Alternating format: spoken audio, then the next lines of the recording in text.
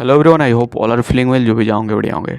और इस वीडियो में हम लोग एस्टेरॉयड्स के बारे में देखेंगे, जिसका मतलब होता है क्षुद्र ग्रह। आखिर एस्टेरॉयड क्या होता है, इसका निर्माण कैसे होता है, इन सारी चीज़ों के बारे में हम लोग इस वीडियो में देखेंगे।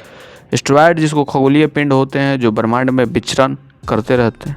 ये अपने आकार में ग्रहों से छोटे और उल्का पिंडों से बड़े होते हैं। खोजा जाने वाला पहला क्षुद्र ग्रह सिरेस, जो कि 1819 में गैसे पियाजे द्वारा पाया गया था और इसे मूल रूप से एक नया ग्रह माना जाता था। इसके बाद अन्य समान निकायों की खोज के बाद जो समय के उपकरण के साथ प्रकाश के अंक होने लगते हैं, जैसे सितारों, छोटे या कोई ग्रहिक डिस्क नहीं दिखाते। हालांकि उनका स्पष्ट गति के कारण सितारों से आसानी से अलग हो सकते हैं। इसने खगोल विज्ञानी सर विलियम हर्शल को ग्रह शब्द को प्रस्तावित करने के लिए प्रेरित किया, जिसे ग्रीस में या एस्ट्रोइड्स के रूप में तब्दील किया गया, जिसका अर्थ है तारा जैसे ताराकार, और प्राचीन ग्रीक तारा ग्रह से व्युत्पन्न। 19वीं सदी के शुरुआती छमाही में शब्द क्षुद्र ग्रह और ग्रह हमेशा नाबालिग के रूप में योग्य नहीं, अभी भी एक दूसरे का प्रयोग किया गया था।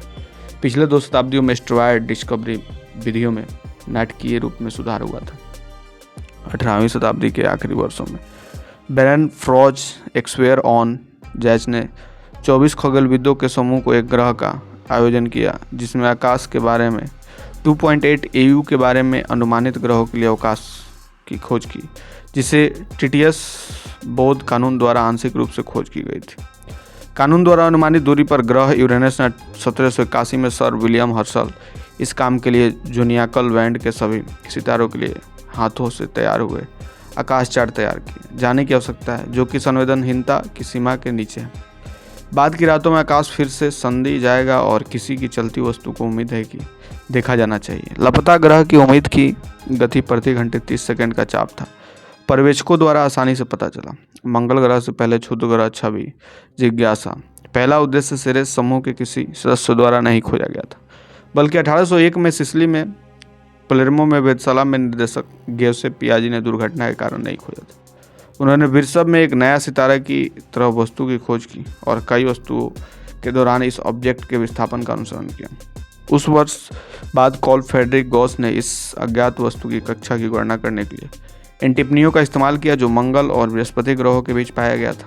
पियाजी ने इसे कृषि के रोमन देवी सेस के नाम पर रखा था। अगले कुछ वर्षों में तीनों क्षुद्र ग्रहों की खोज की गई थी। साथ में विस्ता को 1807 में मिला। 8 वर्षों के व्यर्थ खोजों के बाद अधिकांश खगोलविदों ने मान लिया था कि अब और नहीं, और आगे खोजों को छोड़ दिया गया था। हालांकि कार्ल लुडविग हैनके ने ढूंढ किया और 1830 में अधिक क्षुद्र ग्रहों की खोज करना शुरू कर दिया। 15 वर्ष बाद उन्हें 38 स्थापों में पहला नया क्षुद्र ग्रह पाया गया, जो 5 अस्त्रियों पाया गया। उन्होंने यह भी पाया कि 5 हेवे कम से कम 2 साल बाद इसके बाद अन्य खगोलविदों ने खोज में शामिल हो गए, और इसके बाद हर वर्ष कम से कम एक नया क्षुद्र ग्रह पाया गया।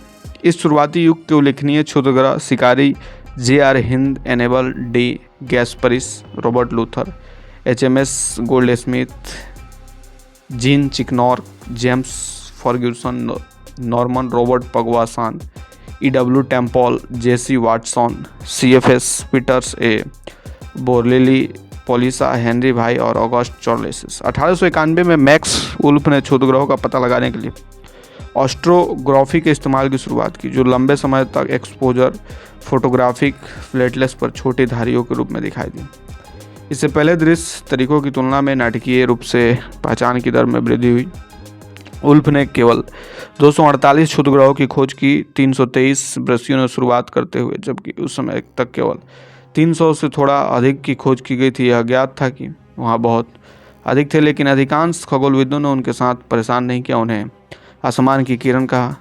एडवर्ड सुसे और एडमंड वेज के लिए अलग अलग वाक्यांशों का श्रेय, यहाँ तक कि एक सदी के बाद केवल कुछ हजार क्षुद्र ग्रहों की पहचान की गई। क्षुद्र ग्रह, छोटे ग्रह, विशेषकर इन सौरमंडल के बड़े लोगों को ग्रेहुडा कहा जाता है। इन शब्दों को ऐतिहासिक रूप से किसी भी खगोलीय वस्तु पर लागू किया गया है जो सूर्य की परिक्रमा करता है, जो किसी ग्रह की डिस्क नहीं दिखाई देता और सक्रिय धूमकेतु की विशेषताओं को देखते हुए नहीं देखा गया था, के रूप में बाहरी और सौरमंडल में छोटे ग्रहों की खोज की गई थी और उनके ज्वालामुखी आधारित सतहों को मिला, जो कि धूमकेतु के समान थे।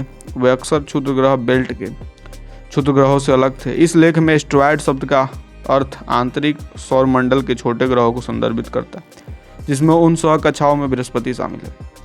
वहाँ लाखों क्षुद्र ग्रह हैं। बहुत से ग्रहों के बिखर अवशेष सूर्य के सौर नेबुला के भीतर निकाले जाने वाले शरीर के रूप में माना जाता है, जो कि ग्रह बनने के लिए बड़े पैमाने पर कभी बड़ा नहीं बनता।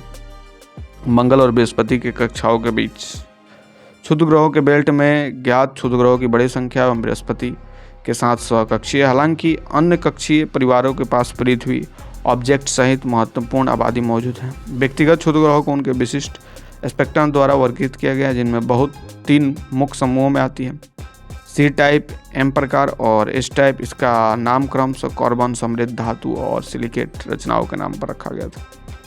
क्षुद्र ग्रहों का आकार बहुत भिन्न होता है, कुछ तक पहुंचते हुए 1000 किलोमीटर तक पहुंचते हैं। क्षुद्र ग्रहों को धूमकेतु और मेटेरॉइड से विभेदित किया जाता है। धूमकेतु के मामले में अंतन संरचना में से एक है, जबकि क्षुद्र ग्रह मुख्य रूप से खनिज और चट्टान से बना है। धूमकेतु धूल और बर्फ से बना है। इसके अलावा क्षुद्र ग्रह ने सूरज के करीब का गठन किया, जो ऊपर उल्लेखित धूमकेतु बर्फ के विकास को रोकता है।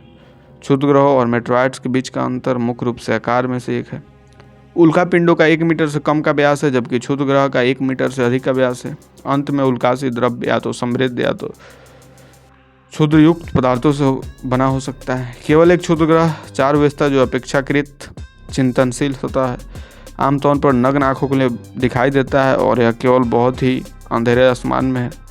जब यह अनुकूल स्थिति में शायद ही छोटे क्षुद्र ग्रह पृथ्वी के नज़दीक से गुजरते हैं, कम समय के लिए नग्न आंखों में दिखाई दे सकते हैं। मार्च 2016 तक माइनर प्लैनेट सेंटर के आंतरिक और बाहरी सौरमंडल में 1.3 मिलियन से अधिक ऑब्जेक्ट्स पर डाटा था, जिसमें से 7,50,000 में पर्याप्त जानकारी दी गई है, पदनामों की जानी थी। संयुक्त राष्ट्र ने 30 जून को अंतर्राष्ट्रीय क्षुद्र ग्रह दिवस की घोषणा की ताकि क्षुद्र ग्रह के बारे में जनता को शिक्षित किया जा सके। अंतर्राष्ट्रीय क्षुद्र ग्रह दिवस की तिथि 30 जून 1908 को साइबेरिया, रूसी संघी एवं टंगस्टका क्षेत्र ग्रह की सालगिरह की स्मृति मनाई जाती है। तो ये थी एस्ट्रॉयड से रिलेटेड थोड़ी सी इन्फॉर्मेशन। आपको कैसे लगी कमेंट करके बताएंगे। जल्दी मिलते हैं आपसे नेक्स्ट वीडियो में, तब तक के लिए बाय बाय।